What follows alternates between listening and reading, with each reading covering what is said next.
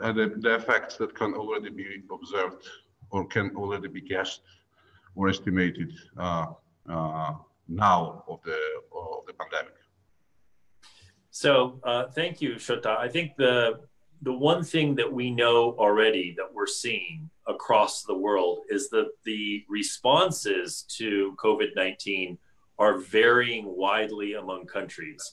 And so this pandemic, which is going to have, I think, extremely profound consequences, not just for public health, but also for economics and for the reordering of resources across the international system, is going to really stratify countries in a way that differentiates their responses to the current twin, the health crisis and the economic crisis.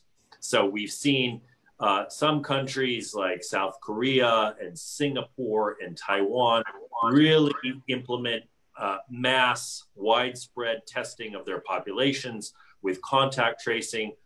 We've seen other countries come very slow to the process of testing their population. My own country, the United States, is one example. Obviously, a lot of countries in the developing world don't have the resources or capabilities to test very widely either. And so you see very different responses. You are also going to see, as we go forward into the coming months, very different economic responses to the crisis. Obviously, this will also be dependent on resources, and you will have some countries, you're already seeing with Germany and some of the Scandinavian countries, the UK as well, implementing payroll subsidies for their workers, essentially subsidizing those workers who are furloughed in order to be able to keep them in their jobs. So they are not laid off, and so as few companies go bankrupt as possible. But of course, this is a very costly economic strategy. And so it may be plausible for some countries and feasible for them to implement this over the course of 6 to 9 to 12 months. But then you may see that this strategy is no longer as feasible if this pandemic lasts for a very long time. We don't know. We know that between now and the day when a vaccine is developed, there will be enormous turmoil, as I said earlier, in terms of both the health effects of this crisis and the economic effects.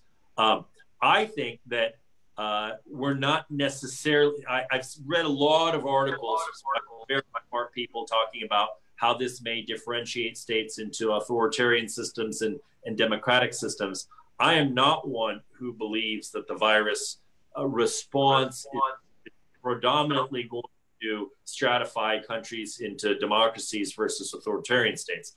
I think this is a test of leadership that will be independent of the type of system that states have, and will be dependent primarily on 5 crucial factors that leaders take into account as they deal with this crisis. The first factor is mitigation of the spread of the disease. So what sorts of steps in terms of testing, in terms of social distancing regulations or rules, in terms of contact tracing for infected individuals, isolation, treatment, all of that, all of those procedures that the scientists are telling us we need to have in place to mitigate the effects of the disease. And there, as I said already, we're seeing very different approaches by different countries. So for example, Sweden, just within Scandinavia, you see Sweden adopting a very relaxed policy whereby elementary schools and middle schools are open. Most jobs, including in restaurants, bars, are open, at least to a limited extent, maybe not full hours, but partial hours. And so you see one type of response playing out there. Other Scandinavian countries that are very similar in terms of their resource endowments, in terms of their political institutions like Norway, Denmark, and Finland, are taking a radically different approach to mitigating the effects of the disease.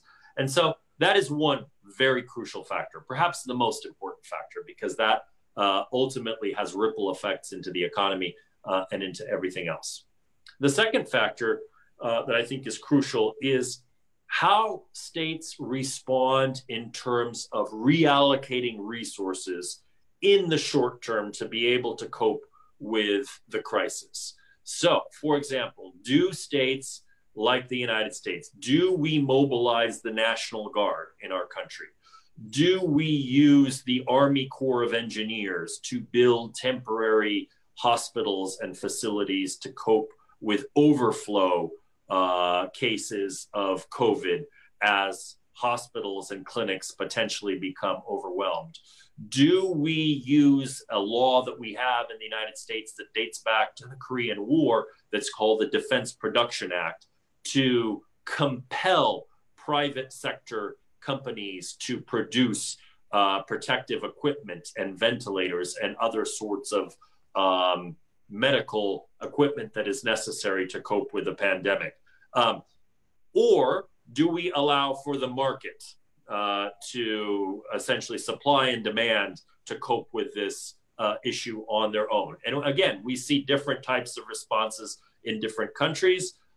In some, such as Singapore, you see a much more mobilized, quick, rapid reallocation of resources to deal with the crisis at hand that dispenses with the market, but that is efficient. In other countries, as well as in many parts of the developing world where they simply don't have the capabilities to do this, you see a very different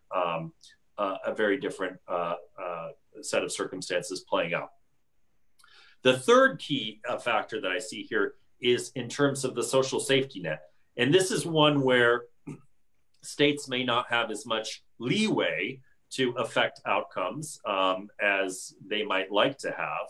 But different states across the international system have different types of social safety nets. Some, for example, in Europe, Western Europe predominantly, have very inclusive social safety nets where even the most vulnerable members of society have access to a limited basic set of healthcare services. In the United States, it's more stratified into those at the top level of the income scale and those at the bottom of the income scale. And then, of course, in developing countries, you have vast disparities between the rich and the poor in terms of access to social services, not just healthcare, but also unemployment insurance, and so on and so forth. And so I think that those countries that are able to expand their social safety nets to include the most vulnerable members of their societies will come out of this crisis ahead of those that have stratified social safety systems that privilege the wealthy versus the poor. And I say that because we're already seeing some of the secondary and tertiary effects of this crisis playing out. For example, in terms of food security. Food security, I think, is going to be something that we're talking about a lot more in maybe 2 or 3 or 6 months from now, as agricultural workers and delivery workers are infected with COVID and are less able to pick crops that are ripening in the fields and bring them into markets and then distribute them to grocery stores across the world.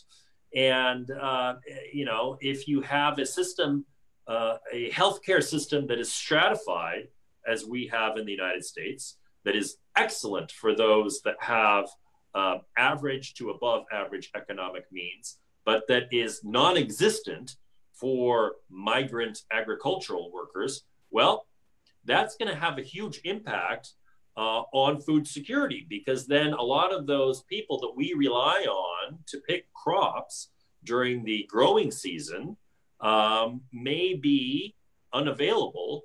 And as a result, we may have crucial shortages in certain types of foods as we harvest those crops and bring them into distribution centers and into markets. And so social safety net, I think, is going to be very important in terms of how expansive it is. And already you see in the US a debate about whether to allow for open enrollments, to bring people into the Obamacare law that was passed in the last administration, precisely to expand this.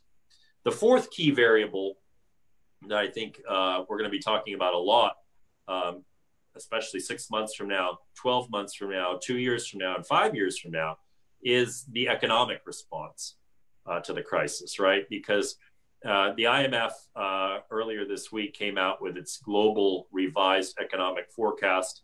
They are predicting a 3% decline in GDP for the world for 2020.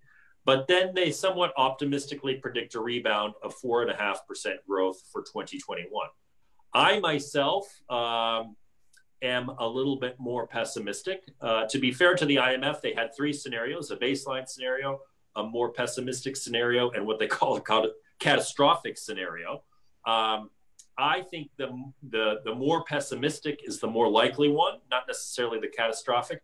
But I see a possibility for a decline of as much as 8% in global GDP this year alone, and a decline maybe 2, maybe 3% in 2021. And so the degree to which states are able to put in place measures like the UK, like Germany, like Denmark and Sweden that protect jobs and keep workers employed, or at least sustained, having access to a minimal degree of subsidies from the government to keep their families going, I think is going to be crucial, because if you compare that with allowing the market to take its course, you are going to see mass levels of bankruptcy, especially among small and medium-sized enterprises, which are operating with tight margins and are not going to be able to keep workers on payroll, and furthermore, are not going to be able to stay afloat at all if the economic crisis lasts for much longer. And so you could see massive amounts of destruction within the economic systems, especially in, I think, developing countries, but in developed countries as well. And so protecting companies, especially small companies, and allowing workers to receive a wage and having a job to go back to for when the social distancing requirements are eased is going to be crucial to preserving as much of that economic infrastructure as possible. And so this is really going to be a huge differentiator of states within the economic system. And some of the differentiation, I have to say, will not be a function of leadership, but will be a function simply of harsh and crude economic realities. A lot of the emerging market countries, especially the ones that are heavily indebted, frankly, are likely to default. And so I'm thinking about countries like Argentina, like Turkey, like South Africa. You know, they're going to be in a world of hurt. And then other economies, you know, may be able to preserve their economic productive capability largely intact. We'll see. This is going to be a huge differentiator going forward. And then finally, last thing I'll say is that the states will be differentiated in terms of their degree of international cooperation. And generally speaking, the crisis will be impacted by the degree of international cooperation among states within the community of nations. And so to the extent that certain fora are activated to compel collaboration among countries, for example, NATO, for example, the G7, the G20, the EU, those institutions will mitigate some of the effects of the crisis by allowing for resources to be redistributed among states to those areas where they are needed most. And also particularly in terms of the economic response to stimulating demand once the immediate supply shock is over. Because, right, we're in a supply shock right now as a result of the fact that factories and businesses are being forced to shut down. But this will feed a vicious cycle of reduced demand. And it will be very important for the international community once the supply shock is over to stimulate that demand and to ensure that it doesn't pull us into, we already will go into a recession for sure, but that recession does not become a repeat of the Great Depression. because that is, without sounding overly pessimistic, that is a possible scenario here, is that the world will enter a Great Depression as a result of the twin supply and demand shocks and insufficient economic cooperation to address them. So those are my 5 variables: disease mitigation, resource reallocation, expansion of the social safety net, job protection, and international cooperation. To the extent that states get those right, they will come out ahead. To the extent that they get those 5 variables wrong, they're in for a world of hurt, unfortunately. Thanks, Mike. There's a question from the audience. The question is, do you have any general recommendations for the post-COVID period for small countries like Georgia? It's too broad a question, but if you have some initial thoughts about that, please. For the post-COVID period, well, look, I mean, that is still at a minimum 12 months away, if not 18 months away, before we have a vaccine. That's sort of how I define this. The COVID period starts with vaccine, right? What's that? Post-COVID period starts with vaccine. There is no post-COVID. Yeah, right, exactly. So post-COVID period starts with the vaccine. So that is probably, according to the experts, at least here in the US, they say 18 months. I mean, that's a long ways away. And so, I think it's more important for Georgia to first navigate the COVID period, the next 18 months, and then focus on, for post-COVID, I think it's going to be crucial for states to be well integrated into the international system. As I mentioned, those institutions like the EU, like NATO, like the G7, the G20, are going to be vital to resetting states' economies, individual countries' economies, and integrating them back into the international economic system, because they're, with the border closures, with supply chain disruptions, it's going to be vital to restart those supply chains, to restart that international trade and commerce. And to the extent that states are more integrated into the global economy, it's going to be more important for them to continue to cooperate with other states in the international system and not try to cope with it on their own. Okay, thanks. Let me now switch to Thornike Gordadze and ask about his thoughts. The EU has been quite sharply criticized for the lack of unified response. It all fell to the national governments and nobody has been looking at the EU. Then it seemed that it changed a little bit, but still. That's part of the question that I want to ask you. What will be the impact, possibly, hypothetically, of the... Yeah. And I think this is a more global thing. China, you talked on Georgian TV about how this has changed the world's view of China, or is changing, or is it changing? And if so, what lies ahead? Thanks. Okay, so there's several questions in your question. I will start with the maybe the political impact of the pandemic here in Europe, and maybe starting with the member states, because as you mentioned, yeah, the opinion, public opinion was quite critical about the EU's response, but public opinion was also quite critical, at least in some of the EU member states, about their own governments, and France is one of the examples. We saw in some of the EU member states the popularity of the governments growing, like in Germany, in a few other countries, in Austria, etc. But even in Italy, which was one of the countries very hardly hit with the virus. But in France, the government's popularity didn't really grow. It's something around 40%, which is not huge in these times of crisis. Even if the president tried and had, like, he addressed 4 times the population with a very solemn and somehow martial speeches. Speeches were well accepted by the opinion, but the opinion always focuses on the discrepancy between the speeches and the deeds of the governments, and also on some lack of coherence between the behavior of the government at the beginning of the crisis, in the middle of the crisis, and now. It doesn't mean that people are on the edge of I don't know, of revolution, but it happens quite often in France, but not this time. But they're patiently waiting for a like post COVID period, at least when this lockdown will be over. There are at least 30 complaints that were brought to the courts from different NGOs and civil society organizations against the government, or sometimes against some ministers, or against the other government, against the president.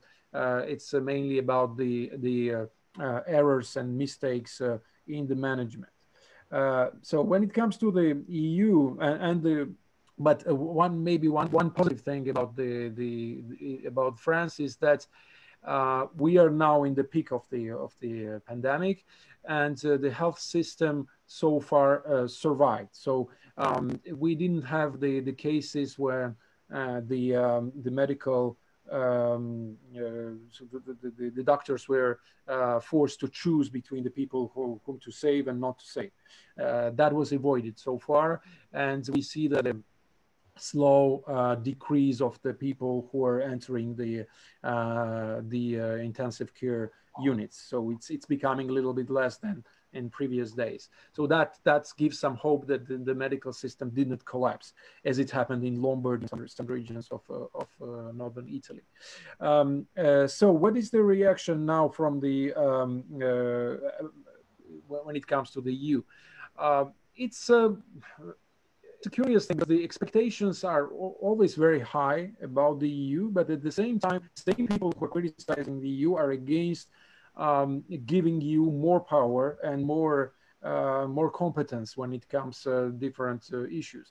And the healthcare is one of the issues where the EU, I mean the Brussels, had virtually no competence. This is the competence of the member states, but people are still addressing or waiting or expecting some reactions from Brussels. So it was more about lack of solidarity between the member states, who started to behave very like individually, which is logical, because at the beginning of the pandemics they thought that it was much easier to find a solution inside the countries, and smaller countries more easier it seemed to be to cope with the problem. But now everyone understands that finishing or evolving with the pandemics with not the national response will not be enough. So of course there are some attempts to pulling the research or not finding vaccine and these kind of issues, and also the sharing the people who are in difficult situation, so taking them from the countries where the health system is very busy to another countries where it's relatively easy. But the most of discussions inside the EU are about the financial issues and how to cope with the economic crisis that is looming. As Mike said, now here in Europe, it's already a fact, or most of the analysts say that the economic crisis will be very harsh, and at this time, at least in France, the prospect is like -8% of GDP in 2020, and nobody knows really about 2021, because it will depend on the length of the crisis. But at least for the 2020, it's -8% in France. It could be even worse in Spain or in Italy. So the main discussions between the EU member states are about money and finance. And of course, here you have the same issues emerged that existed before. So the countries, member states who have different understanding of economies and how to spend money and state budgets. And on one side, you have the countries headed by France, and inside in this group of countries, you see most of Southern European countries like Italy, Spain, Greece, but also Belgium, some Central European countries like Slovenia, I've heard recently that some Baltic states are now going closer to these groups of countries, and these countries are in favor of massive influx of money in economies and coming from pooling the debts of all the countries. The other group is, of course, represented by Germany, Netherlands, Austria, and Finland, and these countries have more vigorous approach of debt and state spendings, and they are against of pooling the debts together, and they are more for different approach of this financing the economies. But there were two meetings between the ministers of economy and finances, and these meetings were not successful. But at the end, I think it was 9th or 8th of April, there was a solution that was found, and as usual inside the EU, this solution was a kind of median solution where each member state found the way to be happy with the decision. So there will be 750 billion euros that will be poured in the economies from the European Central Bank, plus 540 billions from stability mechanism and from the European Bank of Investment. But here the German conditions were adopted, so this money will be, this pouring of money will be temporary and mainly for investment issues. So the idea that was before promoted by Italy, France, and the others about Corona bonds is not yet accepted, but still the countries believe that these countries believe that it could be possible later. They try to understand German arguments. Germany's arguments were the following. They said that the countries like France and especially Italy, they have now above 100% of the GDP. Italy's public debt, accumulated public debt, is something like 135% of the GDP, which is unacceptable for them. They especially pointed out that the Italian government, until very recently, was dominated by populist parties like Lega and Cinque Stelle, Five Stars, and Five Stars are still in the government, but the Lega left the government. So there is lack of confidence from Northern Europeans, and especially from the Germans and Dutch and Austrians about the capacity of Italian governments, and not only Italian governments, but South European governments to manage the crisis. So this showed a lack of unity, maybe, but this lack of unity is not new one. It maybe accentuated or made it more striking. As saying the attitude of European Union towards other neighbors like China and the United States. When China started to rewrite the narrative about the virus, and they started to celebrate and promoting their approach or their tactics or their management inside the European Union, there were different reactions. At the beginning, Italy, that was the country that thought was abandoned by other member states, like during the migration crisis, by the way, a few years ago, they were quite fascinated and attracted by this help coming from China, but also from Russia, some other countries. The other European countries that are part of this Chinese initiative of 17+1 also saw this Chinese help very positively. There are some other European countries that are not members of the European Union who directly opposed the European approach to the Chinese approach and said that Chinese approach was much better. And I mentioned here Serbia. But now with the time, most of the European countries are, especially the member states, are quite irritated by the Chinese behavior, because the Chinese diplomacy, like ambassadors, Chinese ambassadors in European member states, are making very aggressive statements about Europe that is exhausted and that European solidarity that is inexistent, and that China is helping the European Union, sending masks, etc. Most of these masks are not offered, by the way. They are bought by the European countries, and so there were some like very critical statements from the European governments now criticizing the Chinese approach and Chinese aggressive diplomacy since the of the last week. So now solidarity is becoming more visible between the European Union member states when it comes to having the same position towards China. Same thing about the United States, because most of the what will happen after the crisis, what will be the European Union's position in the world.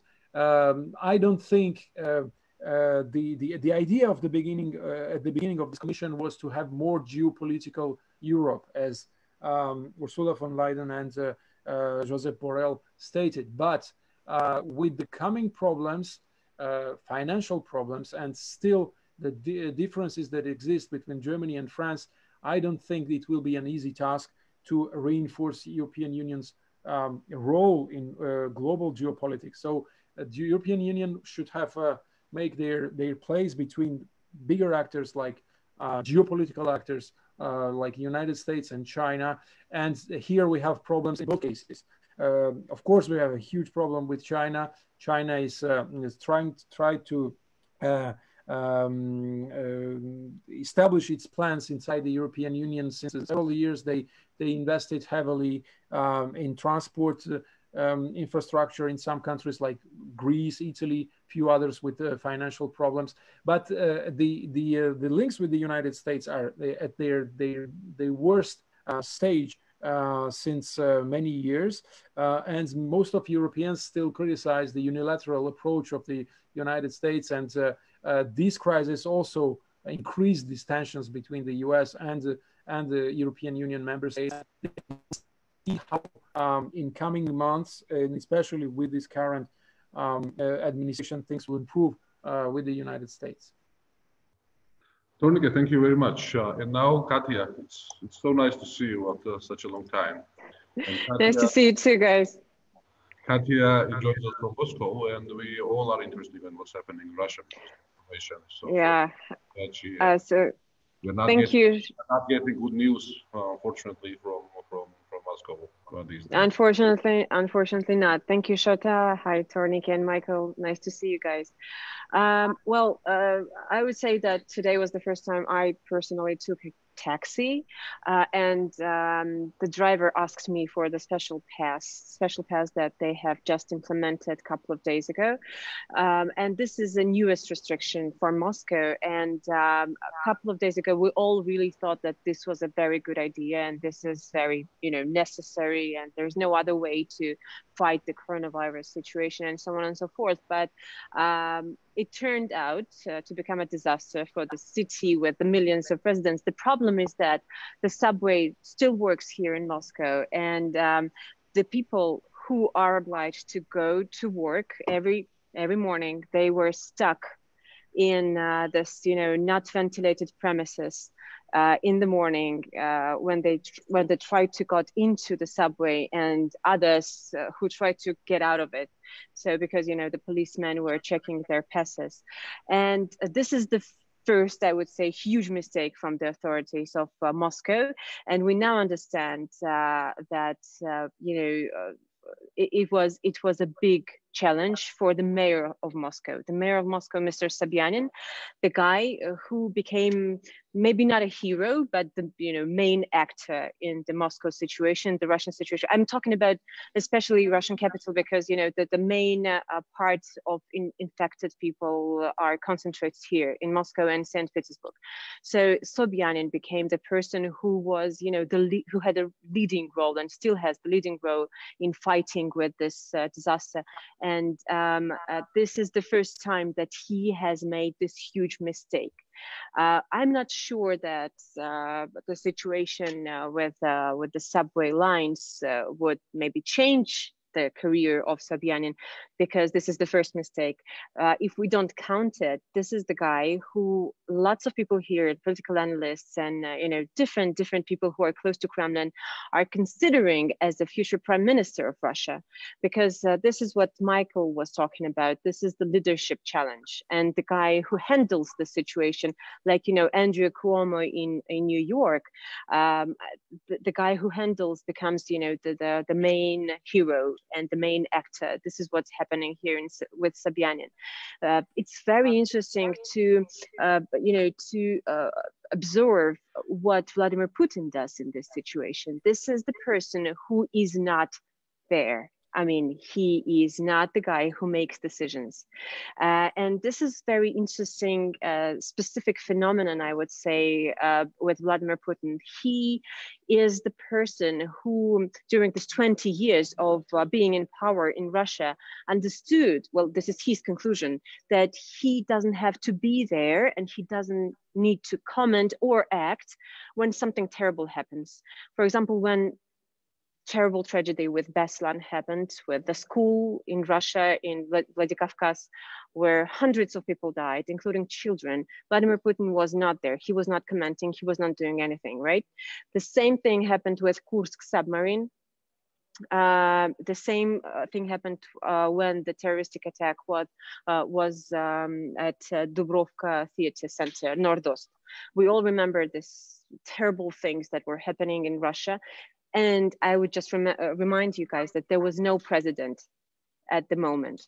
And I mean, his opinion, as the people who are close to him are telling me, for example, political analysts and the close friends, ex-friends of Kremlin, they're saying that he understood for himself that it's not good for his popularity, for his rating, to be there when something bad happens, when something unpleasant happens. He is the person who comes after everything is solved. But in this particular situation, I think, maybe I'm wrong, but I have a feeling that this is very different. This is a very different challenge for him, because even when the terrible disasters and terroristic attacks or something really, really, really bad was happening here, it was all about hundreds of people, maybe thousands maximum. In this particular case, millions of Russians are at the edge of poverty, and millions of Russians are thinking not about politics, freedom or rights or whatever. They are thinking about their dinners. And when the problem comes to their jobs, when the unemployment rises in Russia just catastrophically, in this situation, someone needs to talk to the people. Someone needs to answer the questions. What we see in Russia in this situation, that this couple of weeks, that Vladimir Putin talks to his ministers. He talks to the members of his administration. He talks to anyone, but it's not the communication with the nation. And he is not the one who makes decisions. The decisions are made by Sobyanin, for example, and other people who are in charge in the regions of Russia. So when I think about it, and when I try to observe the situation, the first thing that comes to my mind is that when coronavirus ends, and it ends, right? Someday it happens. Vladimir Putin will get some problems. The level of problems, I cannot measure it. I'm not sure what's going to happen in terms of the quantity of people that would not be happy with the president. But it's absolutely definite that his rating was already going down slowly during this past months, especially after the reform with the pensions in Russia. And now it's going to be hit. And it's going to be challenged, I think, more than during this 20 years and more than ever.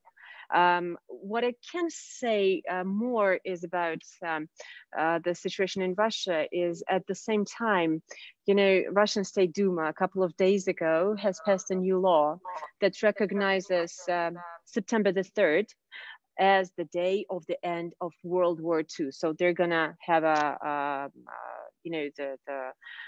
it's going to be a good day for the Russian members of parliament and others.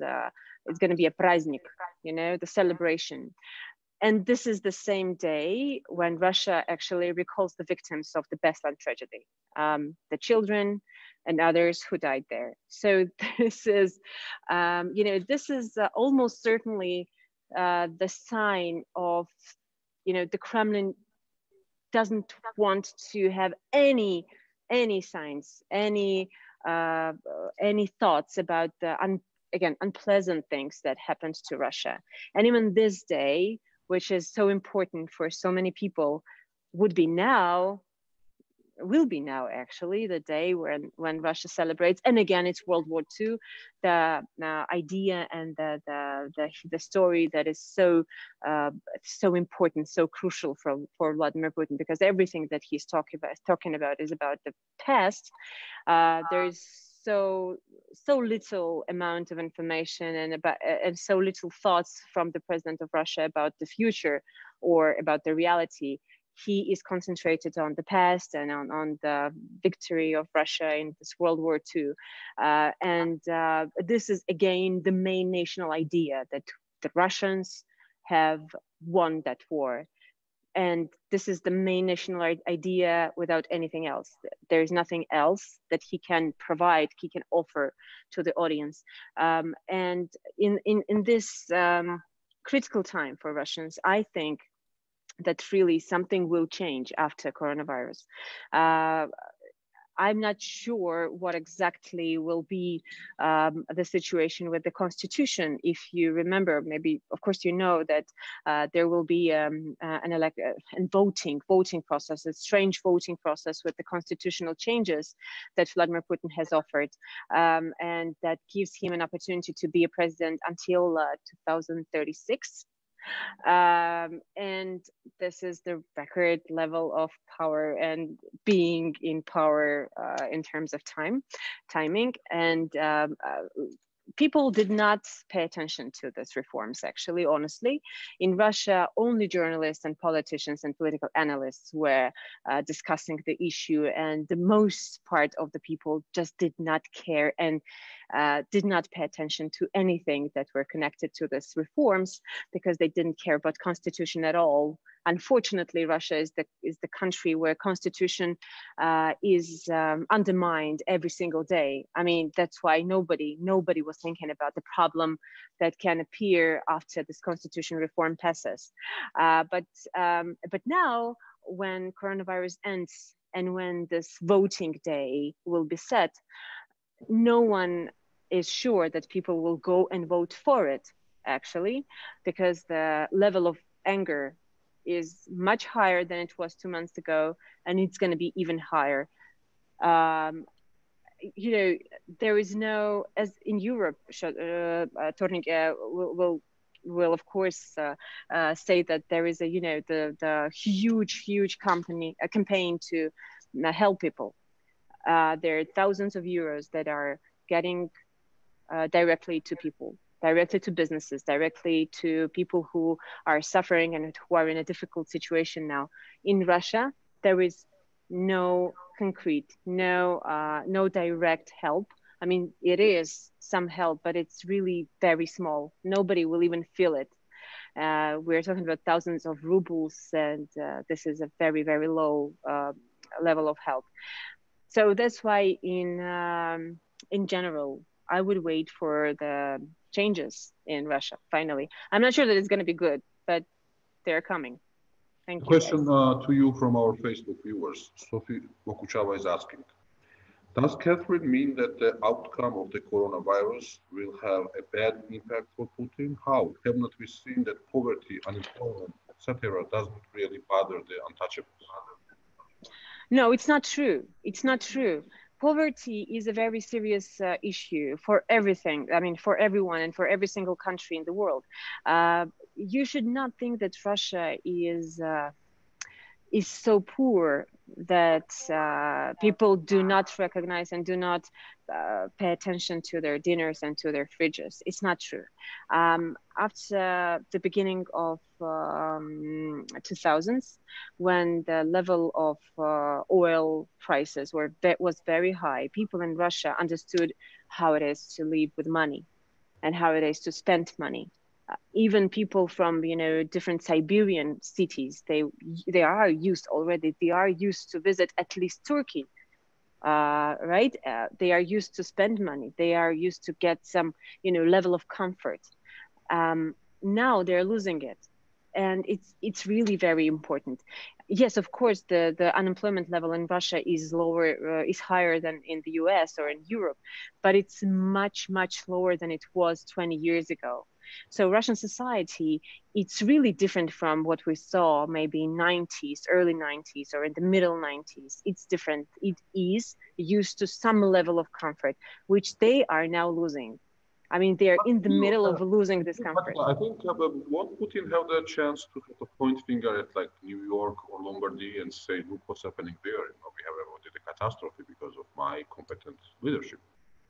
Yes, but these are different things. First, what you are talking about is coronavirus itself, right? So we see that the level of the pandemic and the level of infection in Russia is not as high as in Italy. This is true.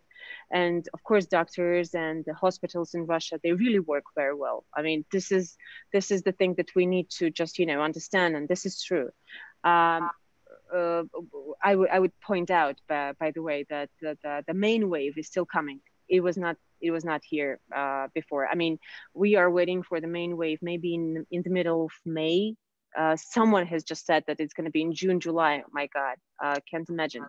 But still, they're waiting for the main wave of the pandemic. We don't know what's going to be the outcome of it. But still, yes, we can see that Sobyanin and others, they're handling the situation. The other thing is economics. These are not, I mean, they are of course connected issues, but we all understand here that the oil prices and economic reality and the economic strategy of Russian government could have been different. And it's not connected to coronavirus. It could have been different a year ago, 5 years ago, and Russia could be more prepared, and it's not. So people really understand that they don't get any help from the government as Europeans do, as Americans do. My friends have just, got $1,000 and something on their accounts from the government. It was yesterday. This is a great. I'm sorry. Which Russian government or? Got from which government have they got it? From the American government. Okay. Yeah, I mean, this is what happens in the U.S. You need help. You are getting it. I mean, of course, we can argue about that, and we can talk about different approaches and Trump, blah blah. I do understand, but the bottom line is that they are getting help. Here, they are told, the businessmen, for example, you guys need to pay salaries to your workers, but we are not helping you. And what should they do? I mean, the economic is in collapse, and it's going to be bigger, and it's going to be much more problematic than for European countries. This is the reality. I see we have two questions, and please, anybody from the panelists would bother to pick them up. The first from Mr. David Utiashvili. Thank you, David. My friend. Mm-hmm. Yeah. Can COVID affect the structure of the workforce internationally and in transitional countries like Georgia? And the second, can COVID affect the international political system in terms of changing equations, distribution of competencies of states, regions, and localities? So I think it's about more sort of China substitution thing that is now popular, at least in Georgia, that now people will start moving the production away from China, and maybe Georgia can have some chance to attract some of that. I don't know. I'd love to hear your answers. And the second question from Mr. Georgis Rimonishvili, who's asking, Despite the OPEC Plus deal to cut production, oil prices are still falling, and it is crushing the economics of oil-producing countries, especially Russia. If COVID pandemic, which is one of the main reasons of oil crisis, continues longer than expected, could countries like Russia cause new armed conflicts around the world to survive? Please. So, Shota, I'll take the first part of the question, and maybe a little bit of the second part. I think we have to be very humble about how we predict how this will shake out within the international system, because it is very early days. And I think that, it would be a huge mistake if people looked at the deaths from COVID thus far and the economic fallout thus far and say that, well, it's pretty clear that Italy and Spain and France and the United States have failed, and China has done fantastically, and Russia has done more or less okay. Look, this is going to last for at least 12 months longer, and it's going to be very unpredictable. If Italy, for example, has gotten over the hump right now and is able to maintain a gradual easing of the mitigation rules and is able to get back to work even with its very high death toll so far, it could still come out in a reasonably good place if a large segment of the population, for example, has already been exposed to the virus and carries some sort of immunity, which may be possible. I would predict to you that Russia is, as Catherine was saying, I think Russia is on the very early stages of the upslope of this disease. And I think the effects are going to be catastrophic, because I think that the mitigation procedures were not put in place early enough. And look, for example, at the primary causes of infection in China today. The primary causes are from travelers coming from Russia to China. That is where China right now, today, April 16th, is seeing the bulk of its cases is from travelers from Russia. That tells you that there are a lot of people in the Russian Far East, especially, not just in Moscow, who have this disease. And it's important to remember that a good percentage, maybe 50%, if you go by some of the models that, for example, in Iceland, where they've tested already 10% of their population, they show that 50% of those who have COVID have no symptoms. And so this is much more widespread, I think, in Russia than we realize, but they are only just beginning their curve. So let's watch to see how this plays out. I am one of those who tend to suspect that this is going to have a very negative impact on the Kremlin and on Russian leadership, and that they are vastly underprepared, especially the healthcare system, but also economically, as Catherine was saying, in terms of social safety net, to cope with this. So we have to be humble. I think it's going to have a devastating effect in large swaths of the world, especially the developing countries. Look at Ecuador. Ecuador has had a massive outbreak in the port city of Guayaquil. And that could be replicated in the coming months in other countries that lie along the equator. So there's nothing about tropical countries that makes them immune to the effects of COVID-19. But I think it will produce a dramatic reordering of the international system. I think there's going to be a lot of countries that look to protect their supply chains and reduce the level of exposure that they have to Chinese manufacturing. So I think China is going to be impacted in a very profound way. But who comes out ahead and who comes out behind, it's much too early to predict. And anyone who tells you that they know the answer, frankly, is not being truthful.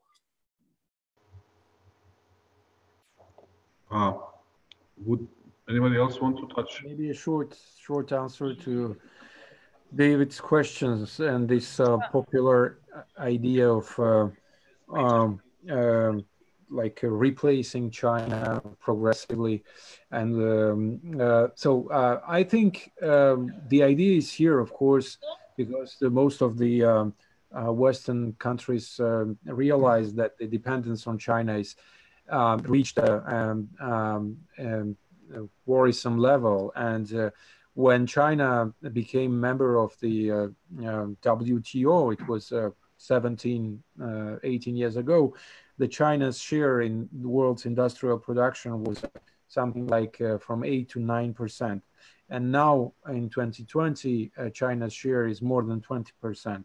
So it's it showed a huge increase of China's share and the dependency and of the Western economies on China. So replacing it in a day or in a year or two will be impossible. And because China managed to offer, unfortunately or fortunately, managed to offer most of the big corporations a very attractive conditions for investment, and in the middle of this attractive system was paradoxically Chinese Communist Party that offered a labor market that was cheap and obedient, and the Chinese Communist Party was acted as an intermediary in this capitalistic organization of the labor. So finding the same conditions and a relatively qualified labor, because if these countries or the big companies remove their production from China to, I don't know, India or Vietnam or Indonesia or other countries of the region, it will take time before they reach the same level of qualification as labor forces are concerned. And when it comes to countries closer to European Union, and Georgia is among them, and we have free trade agreement with a deep and comprehensive free trade agreement with the European Union. Yes, Georgia can offer some conditions, but Georgia, first, as a market, is very small. Second, as labor force, is also very small. I don't know how interesting it could be with the European Union. There are some other countries who are bigger and closer to the European Union who offer also quite interesting conditions, and Georgia had to fight with these countries. I'm talking about, I don't know, Morocco, Tunisia, Turkey, of course. These countries have a quite developed labor markets and also quite developed industrial structure already. So it will be difficult. Okay. It is not impossible, but Georgia has to fight, and there will be a competition. Katya, what about the part? Katya, what about the part where the viewer was concerned about this social and political impact of Corona making Russia more aggressive towards neighbors? Is there any? Yeah, it's always the rumors, that Vladimir Putin sits in Kremlin and thinking about the new war, not a Cold War, but new war. They call it here small victorious war, a war that is always somewhere in mind of the Russian leader. He never excludes it, of course. I mean, it's always on the table. But I'm not sure that this is the future that he considers nowadays. The first reason is that the first and main reason, of course, is that Russia is not prepared economically. I mean, I cannot imagine that Vladimir Putin could, put even more money in the war with anyone. I mean, it doesn't matter. It can be Georgia or Ukraine or whoever else. It really needs millions of dollars, and he doesn't have it now. I mean, now Russia needs this money to help the businesses, to help, if he considers to help the businesses, to help the economic of the Russian Federation. Of course, it's very interesting how Kremlin behaves with the partners, so-called partners in the Western world. I have a feeling that Vladimir Putin, considers the coronavirus situation as a chance to reverse the opinion of the European Union and Western world. including the United States.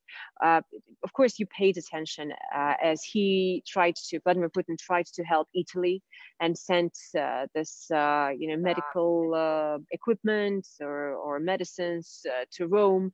He also helped the United States of America and sent this big, huge eel airplane to the country, which is considered as the first enemy of the modern Russia, because he wants his people to be the leaders, to be the saviors, I would say so. He wants Russian boot on the ground in NATO country. Can you imagine how important it is to him? And this boot doesn't have to be the aggressive boot. I mean, it can be a helper's boot, and it's even better. I mean, it's a good image for Vladimir Putin, because I really think that he doesn't want to get involved in the war. He's not prepared for it, and it's risky, and so on and so forth, and economically impossible. But he really wants to go back to this community, to the family of big guys, the big guys who decide. Like, he wants to be there in G8. And whatever they say in Kremlin, I would never, never, never believe that he doesn't care. I mean, of course they do. And he wants to be back in G8. He wants to be, he wants to have the leading role in making decisions. He wants to get together with Merkel and, Macron and Donald Trump, and to decide what's going to happen with the world. This is how he sees it.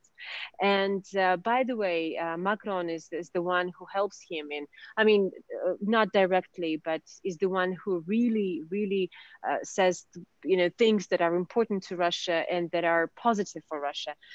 He's the one who says that maybe it's the time to reconsider the sanctions policy. And there are lots of other leaders as well who are ready to reconsider the sanctions policy in Europe. And Trump would be happy to reconsider it, but because of lots of reasons, he can't.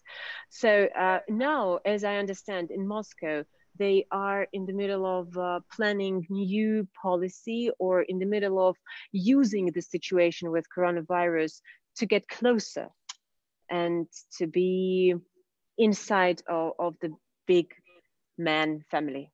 Yes. May I add something, Shota? Yeah, please go ahead. Yeah, just for the 1 minute. Katya mentioned Macron and his rapprochement with Putin before the virus broke out.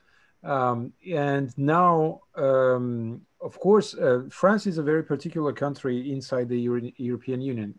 Now that the Brits left the EU, France is virtually the only country that has a very geopolitical view of the world. So they have this ambition.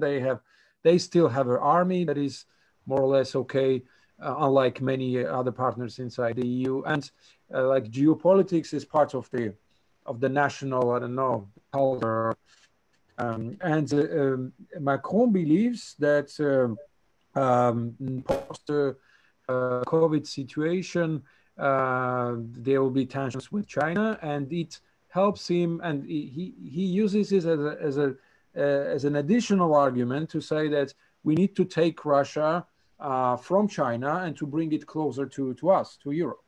I don't know. I think I still believe that he's wrong, because Russia has much more to share with China than with Europe, at least when it comes to the authoritarian model of the government they have there, and they share a lot of things, a lot of knowledge and a lot of the techniques of management, how to cope with the opposition or with the society. So I don't know.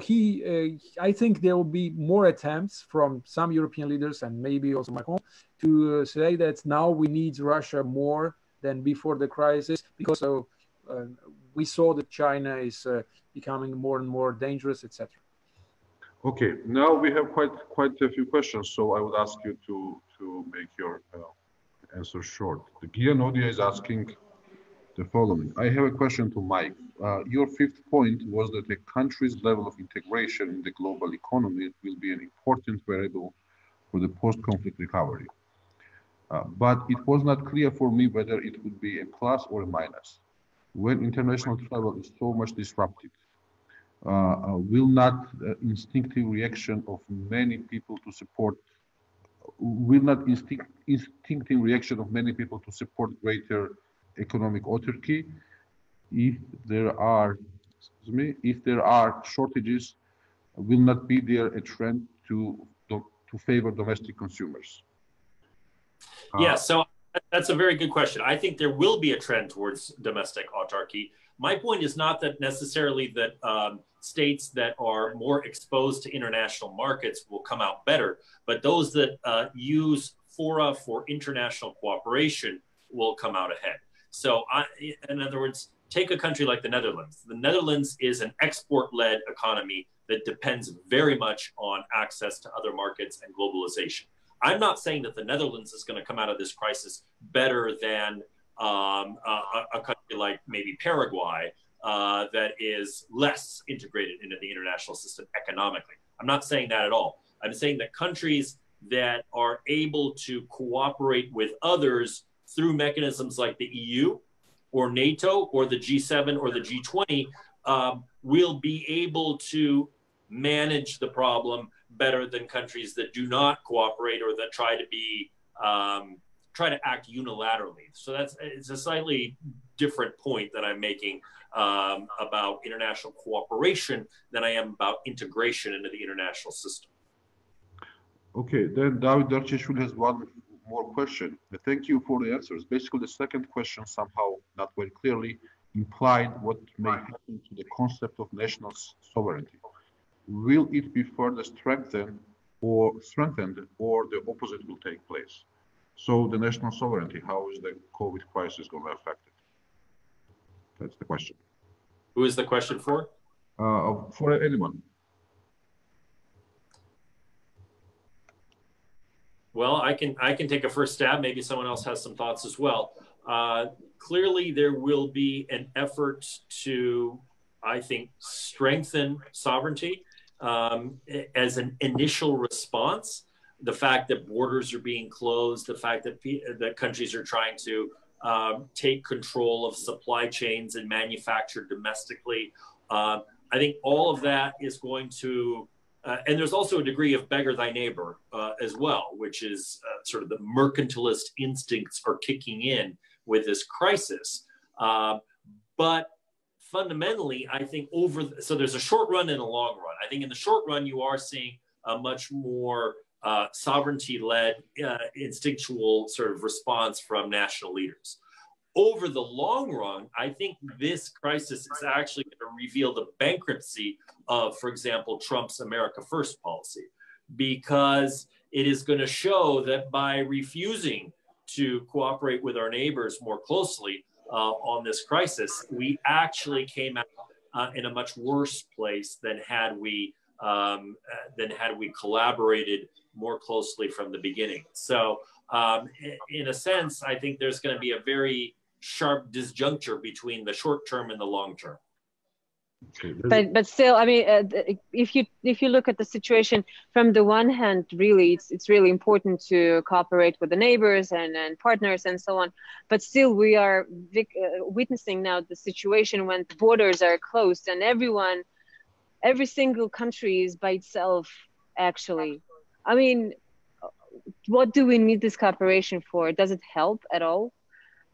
We understand that what we need to do is isolating. And I'm not a fan of Trump's policy of America First or build the wall thing. But what we can see now is that the countries are building these walls again, that coronavirus made them isolate themselves. And this is the thing that I think we need to think about too. I mean, this is not a good outcome from this all, but this is the thing that we need to fight with, or I don't know how to react. But Katya, if I could just respond to you very quickly, I think there's a big difference between closing down the borders in response to the health crisis and the economic necessity to cooperate in order to deal with the economic crisis. So yes, even within the United States, by the way, different states are closing borders between, say, for example, Florida and Georgia. Or at least in certain places, those borders are being closed. But that is the short-term response to the health consequences. I think the longer-run response to the economic crisis, once the health crisis passes, is going to depend very much on international cooperation. May I add something, Shota? Please. This sovereignty issue is not new. Okay, this is an increasing demand of more sovereignty for last I don't know 15, 20 years. Everywhere you hear this word everywhere, and this is a reaction against the broadening of globalization. This is just a counter reaction that started already in the beginning. So in the beginning of the years 2000, and this virus is only making it bigger and more important. So, and I agree with what Mike said. Yes, these closing borders. This is one of the examples of this state sovereignty, but this is something that was done because there was nothing else to do in a short run. It was the first reaction that every country had. And by the way, if we continue this logic, it ended up in locking down everyone, virtually everyone. So it's in an individual level. This is not something that is a global strategy. I think this is just a response to the current crisis. And the last thing about this sovereignty, reinforcing state sovereignty, and sovereignty versus multilateralism. When you see what in the last years, how China increased its influence in all multilateral fora. This is the China was filling the vacuum that appeared since the leading Western countries and the United States started to be less active in this international fora. And now we see that virtually all UN organizations, the international organizations that depend on the UN, China is leading there. China is leading in World Health Organization, leading in FAO, Food and Agriculture Organization. China is took the lead of the Interpol several years ago. So this multilateral world is becoming more and more dominated by China. So this reaction of sovereignty could be also the response to this Chinese domination. Otherwise, you invest much more in these international organizations. This is also the answer. I think at the end, this answer will prevail, the last one. Okay, let me now go to some more questions, and I'll just read in bunches so that you can pick up whichever you want to answer. Shota Utiashvili is asking, is there any reliable assessment of whether the aid, or whatever it was, delivered by Russia was needed in the case of the US and was acceptable quality in the case of Italy? Then Thornike is asking how COVID-19 changes the playing field on US presidential elections, and does it somehow raise chances for Joe Biden? Then Gordadze is asking to Thornike, it looks obvious that the redistribution of markets is imminent. So far, Japan has declared that they are moving out of China. US and Israel are actively accusing China of the spread of the virus. Would that mean US can convince the EU to unite against China to take their economies out and ease our dependency on cheap labor, subsequently giving Georgia a chance to become regional hub, only because it is a reliable partner to NATO and the US? Please share your thoughts. Then Mariam Remazishvili is asking, what impact of Trump's decision to stop funding WHO is going to have over the coming months? And Mikhail Mirziashvili is asking, the outcome, how Georgia will cope with the pandemic, can this be a criterion or an argument in the process of Georgia's integration into EU and NATO? So please. I would answer the first question about the quality of the help. It doesn't really matter, honestly. The funny thing is that, for example, American help, the help from Russia to America, was considered as a humanitarian from the very beginning, as you remember. And after 1 day or something, it appeared that the United States have actually they paid for this something, ventilators or whatever they have delivered to the United States, because it's toxic to get the help from Russia. They understood it in the White House, in spite of the fact that there's so many things they don't. But in this particular case, the U.S. government, the administration of Trump, they have made decision that they did not need the humanitarian aid from Russia. So it was bought. The new thing is, by the way, by Donald Trump. Today, he has said that he's ready to help back Russia. So he's ready to send ventilators to the Russian Federation. The same ones? This is very funny. I mean, apparently not the same ones, but I don't know, the United States don't have them inside of the country. Russia needs them too. So it's really ridiculous from both sides, honestly. But when it comes to the European Union, the help that was sent to Italy, as I understand, it's valuable. It's not only equipment, but also people, the medical specialists, the doctors, and they really do help people there. But this all is political thing. I mean, this is why I'm saying that the quality and quantity is not so important. The most thing is that Russia is demonstrating the approach, the friendly approach, and they want this partnership back. And the main question is that what the reaction and what the answer of the European Union and the Western world would be to that. Okay, would you? So there are a few too many questions there, Shota. I think we need to bunch these into groups of 3. I'll try my best. Like deadline, we have the hours moving over. Okay, I'll be very quick. So first of all, I take a slightly different position. The Russian aid to Italy was proven to be largely ineffective. Many of the Russian military who were sent to provide disinfection in Italy were actually GRU. And the La Stampa newspaper has written extensively about this. So if you want to know more. It's not proved. It's not proved, Michael. Come on. Do you have 3 sources of information which says that they were GRUs? I mean, I'm not sure about that. If you look at the biographies of some of the colonels who were sent to Italy, working in radiological and biological testing programs, I don't think it takes someone who is a keen observer of Russian military intelligence to understand that these are not simply folks who are, washing windows. I think there was certainly an intelligence collection aspect to the Russian aid mission to Italy. I don't think that's the case of the United States. By the way, the Russians did not send ventilators to the U.S. I think it was more masks and gowns. No, there were ventilators. But President Trump offered to send ventilators to Russia. In any case, I think Russia is going to need them a lot more than the United States in the coming months. As far as the response and how it affects the election, I think it's going to be a huge impact on the election here in the United States in November. This is the crisis of the day. This is what every voter wants to know, is how their leader is going to respond in these circumstances. And I think the fact that President Trump has said for months and months that this is no big deal. When we get to the warmer weather, it's going to vanish. We're coping with it. It's being contained. It's not spreading at all.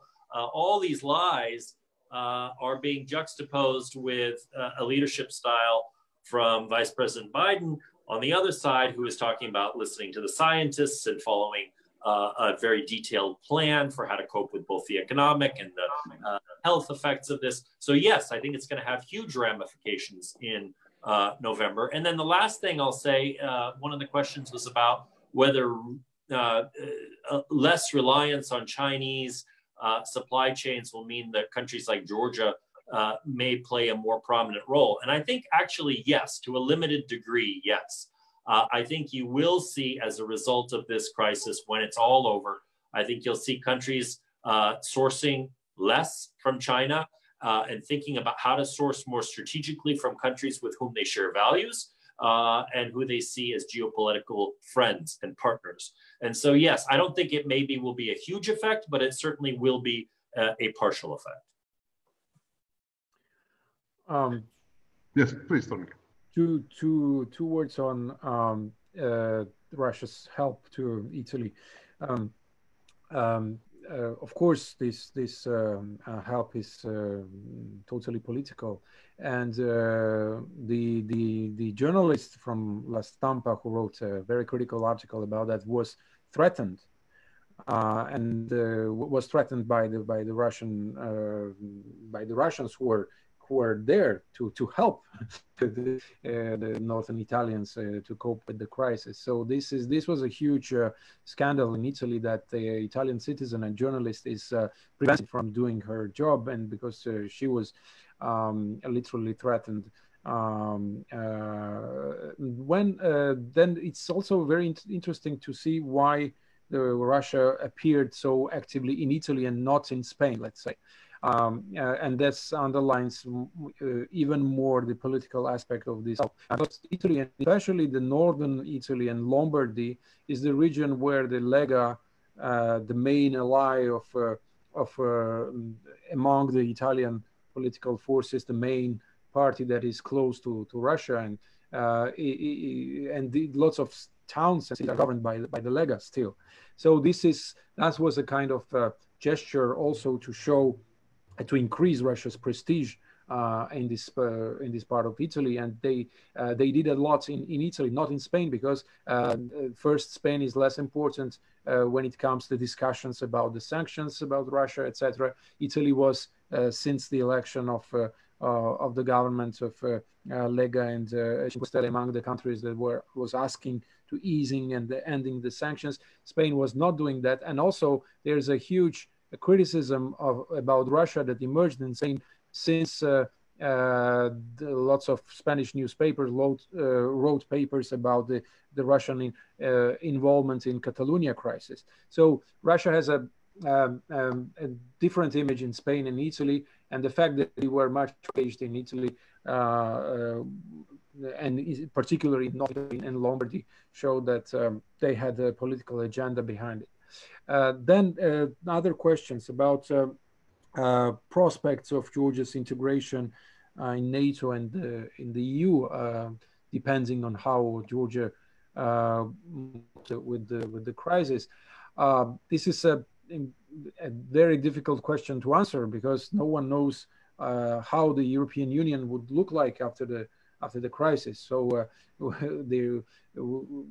one can tell you if there will be more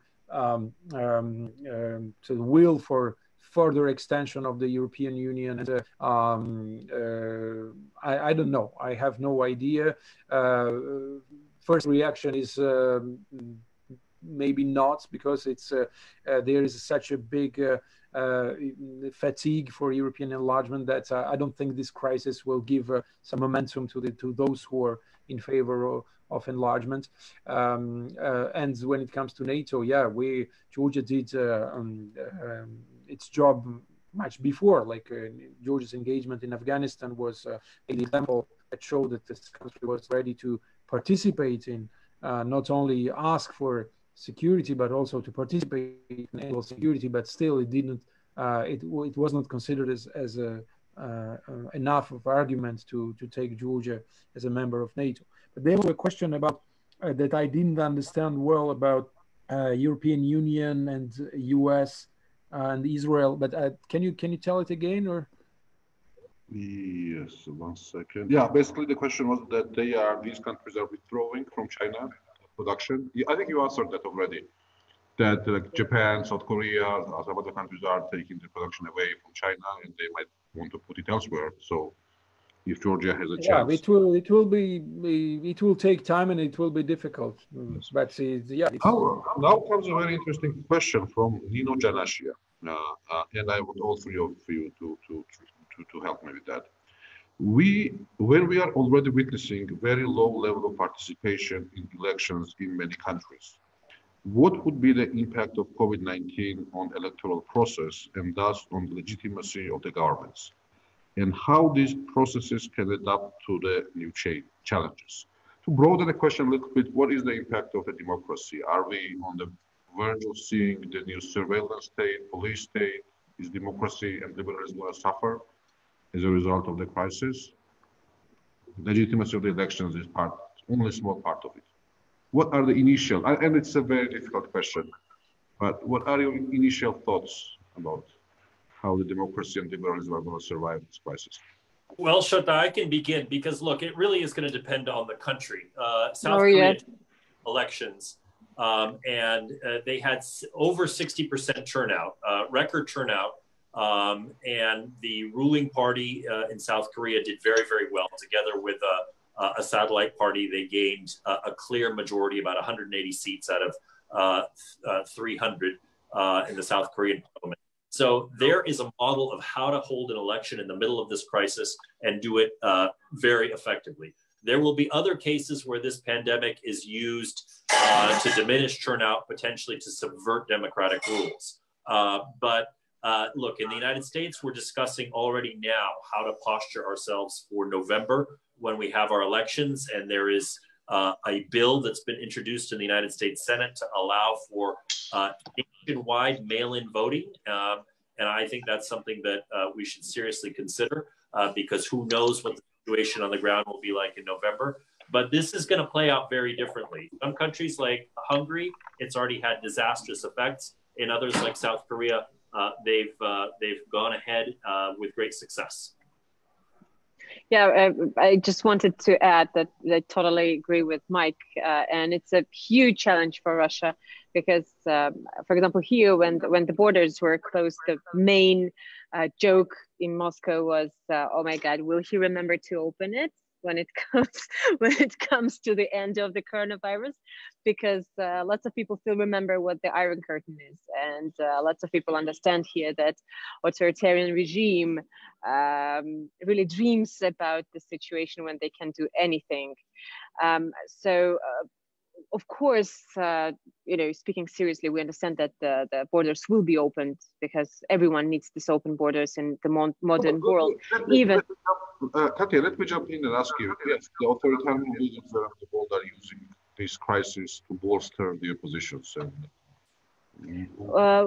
opposition is absent. So how is that?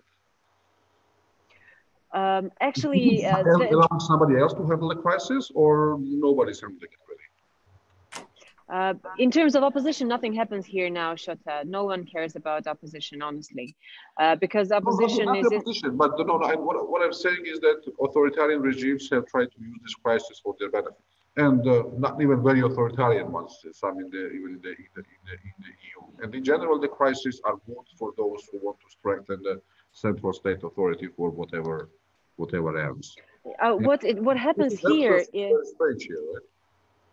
Yeah, what happens here is that the government of Russia is using the new modern methods of controlling the people. What we need to be concerned about is this thing with the QR codes, if you understand what I mean, the new methods of controlling the mobile phones, the cell phones of people. The same thing happens more or less everywhere, but the difference is in the countries. I mean, we are not sure that Russian government and Russian authorities and Russian Silovoy bloc, right, the people who make decisions together with Vladimir Putin, that they will not use these technologies to control the citizens of Russia, to be aware of every single step that we take here. We have the CCTV cameras on every single step in Moscow and everywhere, actually, in huge cities. And the same happens in London, for example, or in Berlin or whatever, or in Paris. But there is a huge difference between the approaches of this two of Russian government and others, and European governments. That's why we are really concerned here on, what the outcome will be and how the life will go on, and the Big Brother and its involvement in our life. What should be and what would this involvement will be. In terms of the elections, it's not going to be any elections. They will have elections Duma elections, actually, the Russian parliament elections in 2021. It's planned. at least. And let's see what's going to happen. But we here in Russia actually are really waiting for the new wave of the opposition rallies. I was speaking about it in the very beginning. So that's why we cannot be sure in anything. I mean, I don't know what's going to be the future of this political discussions in Russia, but it definitely, coronavirus will definitely make it impact its impact on this. The opposition really is a thing for the past, for the for the next 2 years at least, right? Yeah. Nobody's going to have the mass demonstrations any longer for whatever reason. Well, they can have. I mean, it always depends on, you know what, the problem is that, Shota, you need to pay attention to the amount of people who go out in Russia, in Moscow and other cities during this opposition rallies. It's not a lot of people. I mean, come on, let's be honest. We had Bolotnaya and Sakharova in 2011 and 12, and 200,000 people were out in the streets of Moscow. Now it's not happening. I mean, it was not happening. And we don't know what's going to happen afterwards. Even if it was happening under the coronavirus and the discontinuation, the mass rallies are sort of out of the arsenal. Yeah. But I think the last question, and then we can wrap up. The question is this, from Salome Bajelidze. In general, how do you view the growing comparison of this pandemic to the war? Especially the way Macron is elaborating on this idea in his speeches.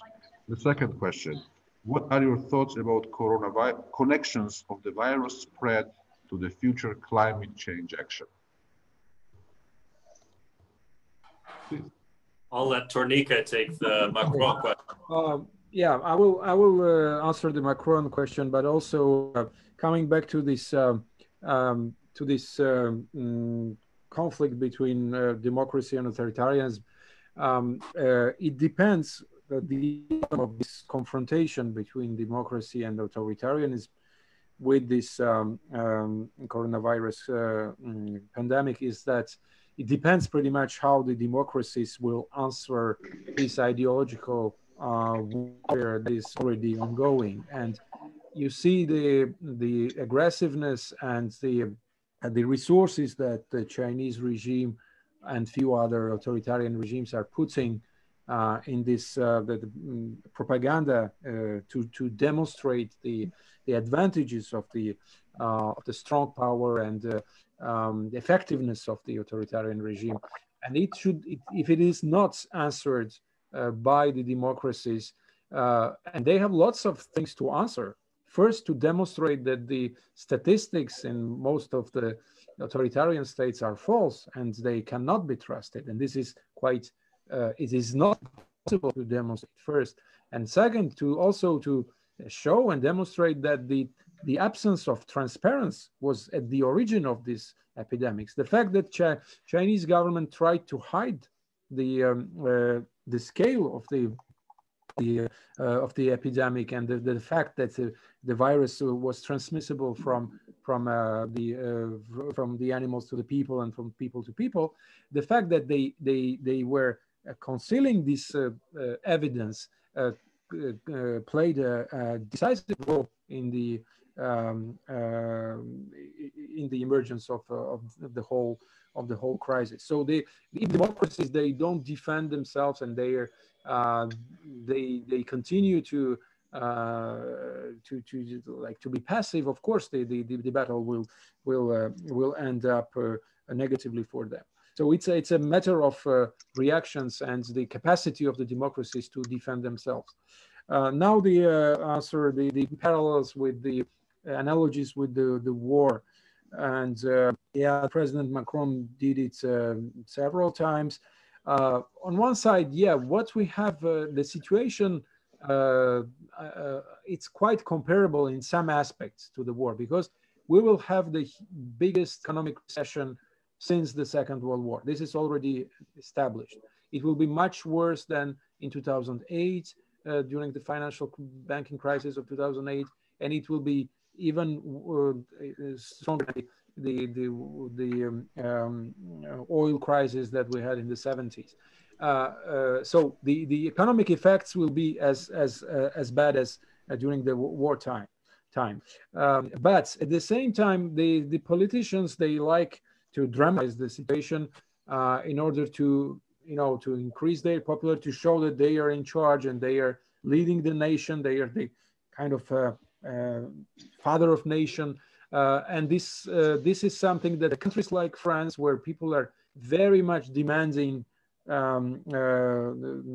towards the politicians, it cannot work for a long time. It can work for a few days, but people are asking for good actions. And as I said, the popularity of Emmanuel Macron is now it's about like 40%, which is not big. In this kind of crisis, you are expecting to have a higher degree of popularity for political leaders. So I think these analogies did not really work. So people want concrete actions, and they also waiting for the end of the crisis to ask to ask the governments to answer the governments some very tough questions. Okay, and one final question from my side, and we should wrap it up. What do you think will be the impact of Corona on Georgia?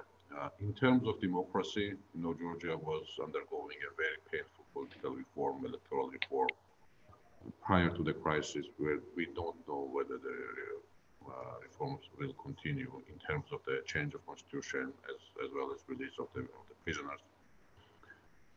What will be the economic impact on Georgia, and how badly will it be hit, and where should we look for recovery? Because the tourism has been the biggest generator of cash, and now with that we have exactly zero tourists, I think, for the moment, because we have closed the borders to the foreigners. And also the Georgia's place in international community. Mike, we talked about that the cooperation with the EU, NATO, is of vital importance. But I want to ask all three of you, how will Corona affect Georgia to the extent that we can already see something on the horizon? Please. Yeah, Katja. Mike? Yeah. Why me? Actually, I'm not a predictor in this situation, because I really hope for the best, but these are just words. Unfortunately, Georgia really depends on tourism, as I understand, and this area is hit by the virus, and economically it's going to be a disaster. It is already a disaster. Unfortunately, Georgia is among of the countries which do not have other sources. I mean, a lot of sources of income. That's why, what we really need to hope for is that there would be other countries and there would be friends and partners of Georgia who will help. Because without this help, I'm not sure about the future of economy of our native country, unfortunately, again. Politically, as I can see from here, maybe you could correct me, Shota, there is only one big mistake made by the government. It's connected to the church, and it's connected to the situation with the celebration of different Christian days and events that are not forbidden. And this is kind of a weird thing that I'm not sure how to comment. We understand that they are trying to be, friendly with the voters again, and we understand that Georgia is waiting for the elections, and we understand that if they ban something connected to church, then church will fight back, and when in Georgia church fights back, it's a disaster, and it's a very huge problem for the politicians. So that's why, this is the thing that I don't like about the decision-making process in Tbilisi. And this is the thing that shows that the decision makers in Tbilisi are really oriented on their political goals. But I would not say, Shota and Mike and Thornike, that Georgia is an exception in this situation. Unfortunately, everyone does the same. So look at Donald Trump. Come on. So that's why what I think is that the impact for Georgia will be huge. It will be economically very dangerous. But I mean, it's a small country, and it always somehow handles the problems, and I'm sure it will. Thank you. Thank you. Mike? Or Thornike? So I think, yeah, so my sense is that so far the government has handled the coronavirus crisis very well. The mitigation measures to stop the spread have been very effective.